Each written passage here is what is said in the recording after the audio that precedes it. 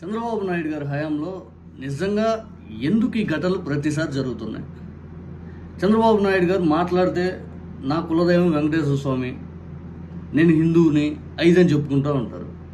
మరి చంద్రబాబు నాయుడు గారి హయాంలో ఎందుకు ఇటువంటి ఘటనలు జరుగుతూ ఉంటాయి? గతంలో చంద్రబాబు నాయుడు గారు ఒక మాట అన్నారు, కుంభమేళ చనిపోలా, గోదావరి పుష్కరాలు ఇప్పుడు 28 మంది చనిపోతారు, కుంభమేళ చనిపోలా, జగన్నాథ రథచక్రాల్లో చచ్చిపోలా అని చెప్పి వాటిని ఎగ్జాంపుల్ చూపిస్తే ఇక్కడ ఏం జరగలేదు అన్నట్టుగా చంద్రబాబు నాయుడు గారు ఒక స్పిన్ వేశారు.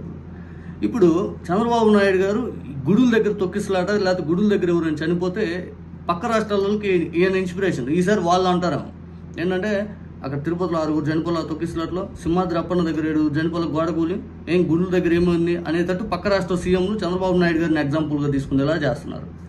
చరిత్రలో మొట్టమొదటిసారి తిరుపతి ఘటనలో 6 చనిపోయారు. అసలు ఇంతవరకు ఎప్పుడు జరగలే. ఏమన్నా అప్పటికప్పుడు ఆ రోజుకి ఆ రోజు వచ్చే కాదు. ఒకసారి ప్రతి సంవత్సరం తిరుపతి వైకుంఠ దర్శనం, వైకుంఠ ద్వార దర్శనానికి ఎప్పుడు జనాలు విపరీతం క్రౌడ్ ఉంటారు. ఆ దానికే సెక్యూరిటీ కల్పించలేని వాళ్ళు ఆ డ్రోన్ కెమెరాలు తీసుకొస్తాము, ఏఐ తీసుకొస్తాము, ఏఐ టెక్నాలజీని వాడుకుంటాము. ఈ చంద్రబాబు నాయుడు గారి ప్రచారం ఇలాగే ఉంటుంది. అమరావతిని కట్టేస్తాము, హైదరాబాద్ని కట్టిన ఇది ఒక లెక్క. చివరికి సింహాద్రి అప్పన్న దగ్గర ఒక గోడ కట్టలేకపోయారు. సరిగ్గా. అసలు ఆ గోడ ఎలా కడితే ఏంది అది ఇదని పూర్తి స్థాయి ఎవరైనా కొండ దగ్గర ఒక ఊరకట పిల్లర్లు ఏం లేకుండా ఒట్టి గోడ ఎట్లా నిల్చోబెడతారా?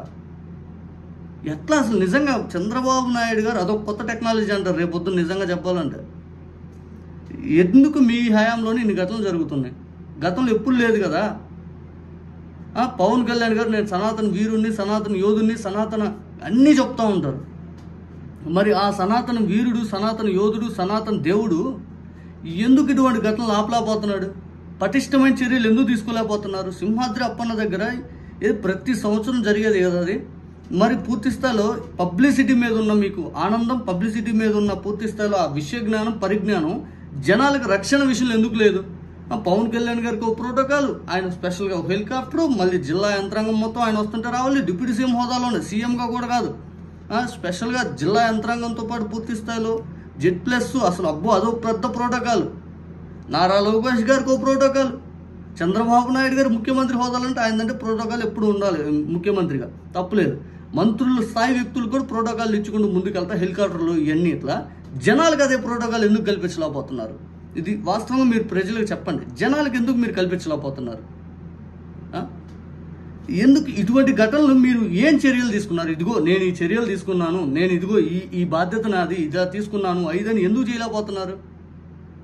జగన్మోహన్ రెడ్డి గారు ఇందాక వెళ్ళేటప్పుడు కానీ మీరు 25 లక్షలు 5 అని ప్రకటించలేకపోయారే, అంతకుముందు ఎందుకు ప్రకటించలేకపోయారు?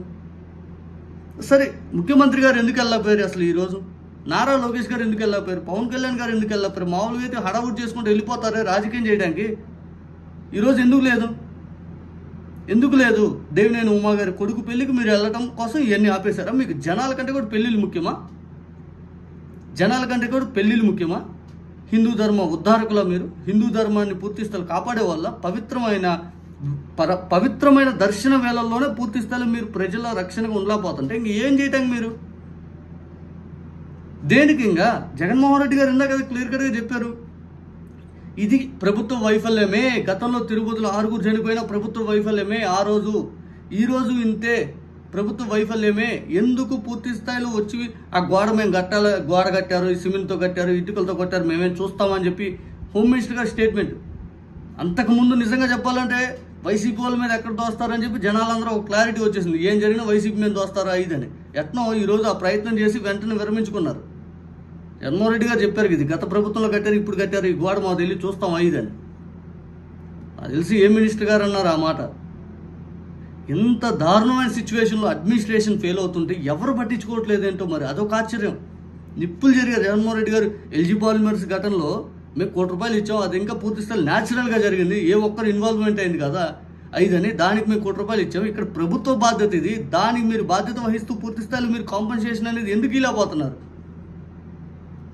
ఒక నిజంగా 2 ఐటీ సెక్టార్కి సంబంధించిన భార్యాభర్త వాళ్ళు చనిపోవటం అత్యంత దారుణం. నిజంగా చెప్పాలంటే దేవుడి దర్శనానికి వెళ్తే చనిపోయేంత దీన పరిస్థితులు మన రాష్ట్ర ప్రభుత్వం యంత్రాంగం కల్పిస్తుందంటే సెక్యూరిటీ, భద్రత ఎటువంటి సిచ్యువేషన్లో అర్థం చేసుకోవచ్చు.